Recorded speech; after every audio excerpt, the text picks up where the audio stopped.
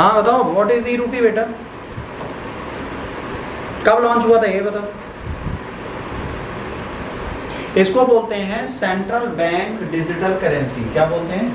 Central bank digital currency. इसको launch किया था आरबीआई ने। क्रिप्टो की जैसी एक करेंसी बनाने की कोशिश थी और ये लॉन्च हुई थी दिसंबर 2022 में। कब लॉन्च हुई थी? दिसंबर 2022 में। ये पहली बेसिक इंफॉर्मेशन जो है। ई रूपी कब लॉन्च हुआ?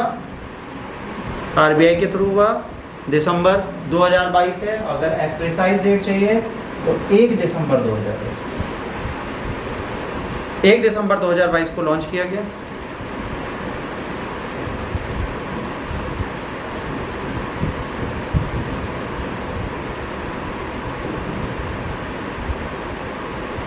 अब इसमें दो तरीके थे, एक थे रिटेल सीबीडीसी, ठीक है। पहला क्या था? सेंट्रल बैंक डिजिटल करेंसी के आगे डाल दो रिटेल सीबीडीसी। दूसरा था होलसेल सीबीडीसी।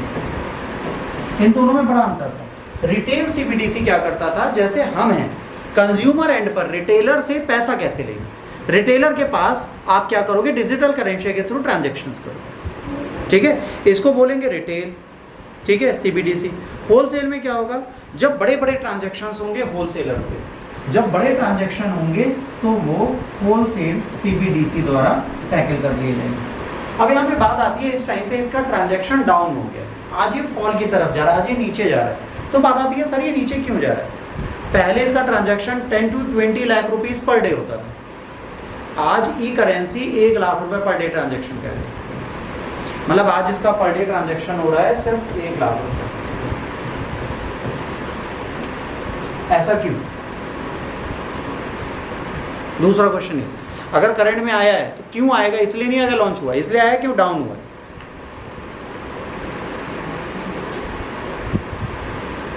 अब इसमें कुछ नहीं है, ये बहुत बड़ी चीज़ नहीं है। यहाँ पे इलेक्ट्रॉनिक करेंसी प्रोवाइड कराई जाती है जो रियल मनी के बराबरी के प्राइस है। मतलब जैसे 2000 रुपये है तो 2000 रुपये की आपको इलेक्ट्रॉनिक करेंसी दी जाएगी, या आप किसी को भी पे करोगे तो ये तो इलेक्ट्रॉनिकली इसे ट्रांसफर कर सकता है या इसे कैश करा सकता है, किसी भी बैंक में जाके उसे कैश भी करा सकता है। उसके बाद भी ये नहीं चला, क्यों? पहले तो इसके लिए आपको डिजिटल वॉलेट चाहिए, और डिजिटल वॉलेट एक लीगल फाइनेंशियल इंस्टीट्यूशन के साथ चाहिए। मतलब ये आपके पर्टिकुलर अकाउंट में नहीं आएगा, ये कहाँ आएगा? डिजिटल वॉलेट में। मतलब एक आपका क्या होगा, ऑनलाइन पर्स बनेगा, ठीक है, जिसको बोलेंगे डिजिटल वॉलेट, ठीक है। इस डिजिटल वॉलेट में जब ये करेंसी आएगी तो ये डिजिटल वॉलेट से डिजिटल वॉलेट में ही तो ट्रांसफर होगी।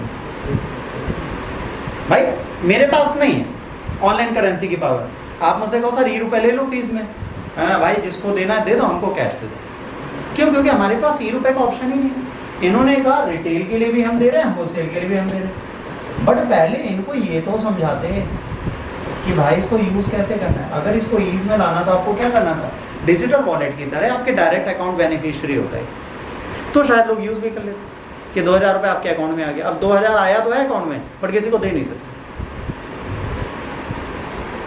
अब जैसे आपको कभी किसी व्यापारी को बेवकूफ़ बनाना हो, कुछ मत करो, क्या तो सर मेरे पास 2 करोड़ पड़े बट डिजिटल वॉलेट में पड़े, ई रुपीज़ है आप ले लो अगर ले पाओ। अब मैं कहूँगा अच्छा लूँगा तो एक हफ्ते तो मुझे ही लग जाएंगे डिजिटल वॉलेट खोलने में वेरिफिकेशन के साथ। तब तक आप अरेंज कर लोगे, अच्छा sir cash flow, digital wallet तुरंत खोल लोगे तुम, वेरिफिकेशन है तुम्हारा, तो वेरिफिकेशन कराना पड़ेगा।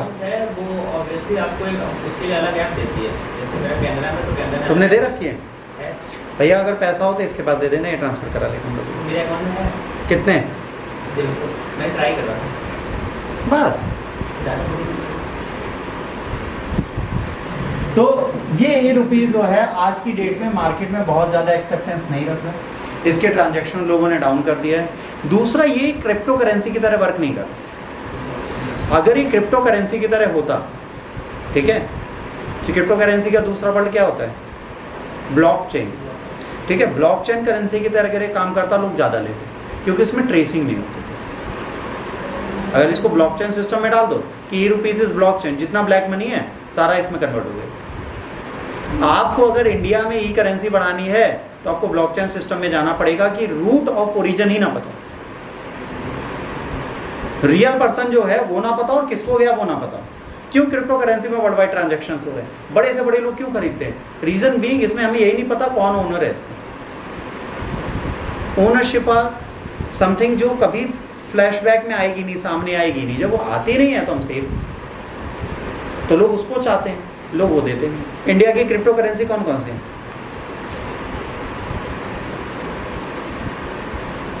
स्टैंडर्ड बैंकिंग से ज़्यादा बेहतर है। अगर आप ई-रुपीज़ लेते हो तो स्टैंडर्ड बैंकिंग से ज़्यादा जल्दी ट्रांसफ़र होती है, क्योंकि वॉलेट अलग इसका बना हुआ है। ठीक है, सिक्योरिटी और ट्रांसपेरेंसी है भाई, टेक्नोलॉजी है, सेफ़ है, लोअर रिस्क है क्योंकि फ्रॉड हो गई नहीं भाई। अगर मैंने आज तक डिजिटल वॉलेट बनाया नहीं तो मेरे साथ फ्रॉड होने के चांसेस ही नहीं है। जिसने बनाया उसी को तो डालोगे, हर बंदा तो छीन नहीं सकता तुमसे पैसे, तो तुम कहीं ना कहीं सेफ। ठीक है,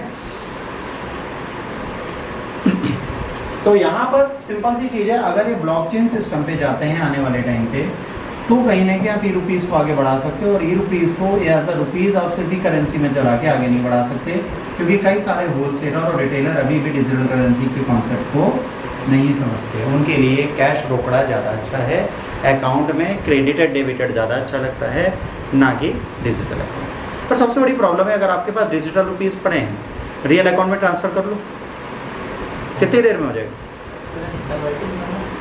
कन्वर्ट हो जाता है, तब भी लोग नहीं ले रहे। सर वैलेट वही वाला है जो पेटीएम, फ़ोनपे? नहीं बेटा, वो वॉलेट अलग है। वो वॉलेट जो है वो आपकी करेंसी को ट्रांसफ़र करते हैं। जो आप करेंसी यूज़ करते हैं एग्जैक्टली वही करेंसी यहाँ पर रहती है। यहाँ पर आपको डिजिटल करेंसी ही खरीदनी पड़ती है। ठीक, इसके बाद अगला ऑपरेशन जो हमारा है